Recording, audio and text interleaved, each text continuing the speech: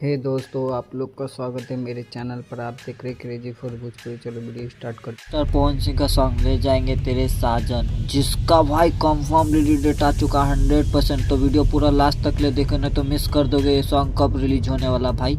और भाई इसका टीजर नहीं देखे तो टी सीरीज यूट्यूब चैनल पर जाके देखिए, भोजपुरी वाला नहीं हिंदी वाला। भाई क्या ज़बरदस्त टीजर है भाई, मैंने सुना टीजर और टीजर सुन के लग रहा है ये सॉन्ग ना एकदम बवाल तबाही मचाने वाला जब रिलीज होने वाला है। तो ऐसे ही अपडेट पाने के लिए मेरे चैनल को सब्सक्राइब करके रखो। भोजपुरी का हर खबर सबसे पहले मेरे चैनल पर आता।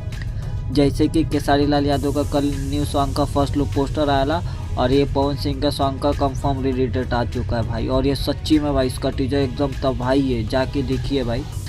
और इसको घायल है पावर स्टार पवन सिंह और पलक मुचाल, और इसके राइटर है साबित अहमद और म्यूजिक डायरेक्टर भी साबित अहमद है। और इसमें 2 एक्ट्रेस नज़र आने वाला है, सना सुल्तान, शारदा।